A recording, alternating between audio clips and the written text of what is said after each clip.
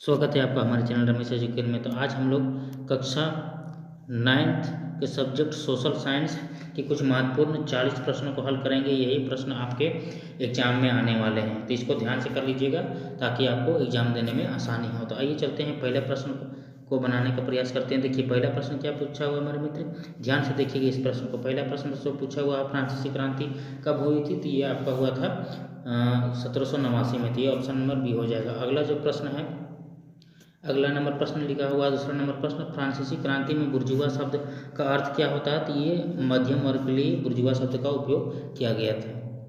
अगला है चौथा नंबर प्रश्न है। चौथा नंबर प्रश्न इस प्रकार से लिखा हुआ है, कट्टरपंथी जैकोबिन्स ने किस राजनीतिक क्लब की स्थापना की थी, तो ये हो जाएगा जैकोबिन्स, यानी ऑप्शन नंबर डी। अगला प्रश्न है चौथा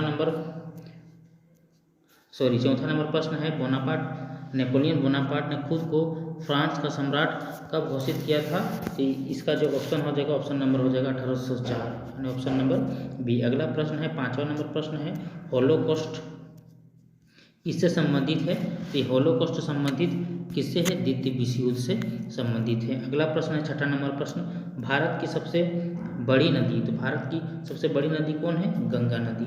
अगला प्रश्न है, भारत का अक्षांश सीमा कितना है, तो ये है 8 डिग्री 4 मिनट नॉर्थ से 37 डिग्री 6 मिनट नॉर्थ तक। अगला प्रश्न है आठवां नंबर प्रश्न, भारत की सबसे उत्तरी पर्वत श्रृंखला कौन सी है, तो इसका हो जाएगा answer option number C, Himalaya. अगला प्रश्न है नवां नंबर प्रश्न है, कपास उगाने के लिए कौन सी मिट्टी उपयुक्त होती है, तो इसका ऑप्शन देखते हैं, तो इसका जो ऑप्शन हो जाएगा ऑप्शन नंबर सी हो जाएगा, काली मिट्टी कपास के लिए बहुत ही उपयोगी है। अगला प्रश्न है 10वां नंबर प्रश्न है, किस नदी को दक्षिण गंगा कहा जाता है, तो दक्षिण गंगा गोदावरी नदी, यानी ऑप्शन नंबर बी, गोदावरी नदी को कहा जाता है। अगला प्रश्न है 11वां नंबर प्रश्न है, ध्यान से देखिएगा 11वें नंबर प्रश्न को, लोकतंत्र की विशेषता क्या है, तो लोकतंत्र की विशेषता है कि लोगों द्वारा शासन, है ना। अगला जो प्रश्न है 12वां नंबर प्रश्न है, 12वां नंबर प्रश्न को ध्यान से देखिएगा, लिखा हुआ ऐसी प्रणाली के लिए क्या शब्द इस्तेमाल किया जाता है जहां लोग अपने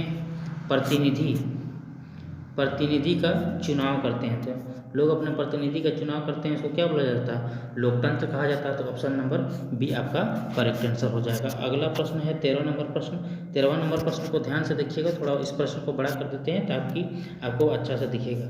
कौन सा देश प्रत्यक्ष लोकतंत्र का एक उदाहरण है, तो स्विट्जरलैंड क्या है, प्रत्यक्ष लोकतंत्र का एक उदाहरण है, तो ऑप्शन नंबर डी हो जाएगा।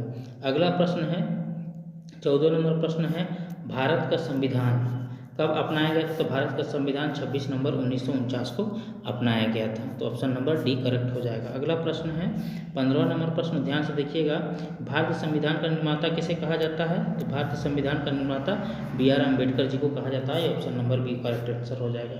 अगला प्रश्न है 16वां नंबर प्रश्न, ग्रामीण भारत का मुख्य व्यवसाय क्या है, तो आप जानते होंगे ग्रामीण क्षेत्र में क्या करते हैं, कृषि करते हैं, तो ऑप्शन नंबर सी आंसर हो जाएगा। अगला प्रश्न है 17वां नंबर प्रश्न, वस्तु और सेवाओं के उत्पादन पर खर्च किए गए धन को क्या कहा जाता है, तो इसको पूंजी कहा जाता है, ऑप्शन नंबर डी हो जाएगा। अगला जो प्रश्न है 18वां नंबर प्रश्न है, किस क्षेत्र को प्राथमिक क्षेत्र के रूप में जाना जाता है, तो प्राथमिक क्षेत्र के रूप में कृषि को जाना जाता है, ऑप्शन नंबर बी हो जाएगा। अगला प्रश्न 19वां नंबर प्रश्न, जनगणना 2011 के अनुसार भारत के साक्षरता दर कितना है, यह है 74.04%, ऑप्शन नंबर ए हो जाएगा।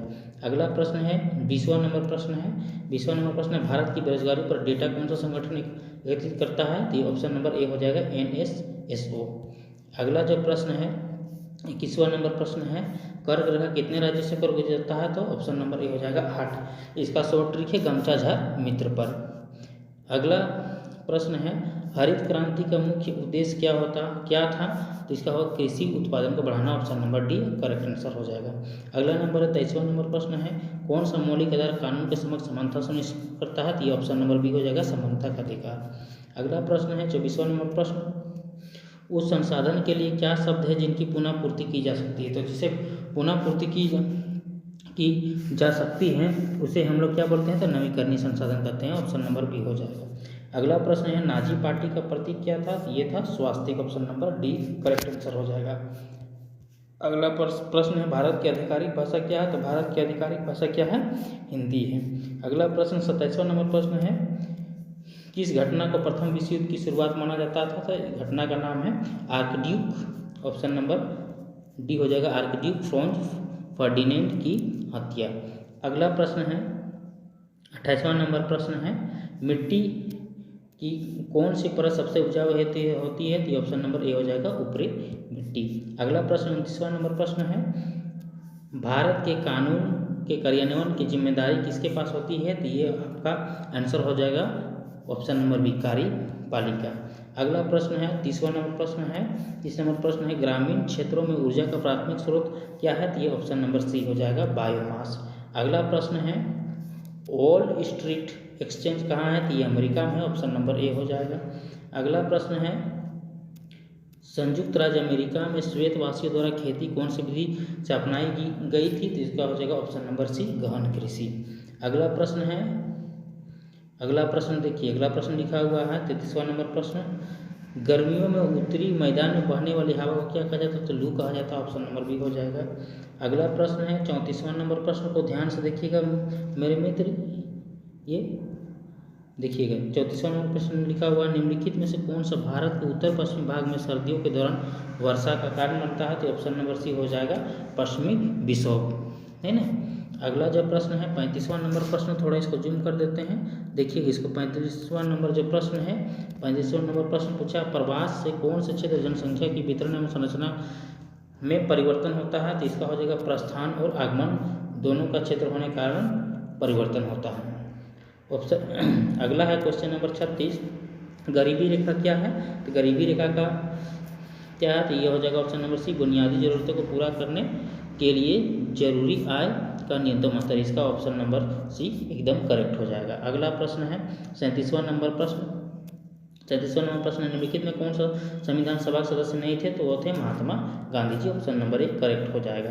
अगला जो प्रश्न है, दक्षिण अफ्रीका में रंगभेद का मतलब क्या था? 38वां नंबर प्रश्न, इसका आंसर हो जाएगा, सॉरी सर ये नहीं, ऑप्शन नंबर क्या हो जाएगा, सी, जाति।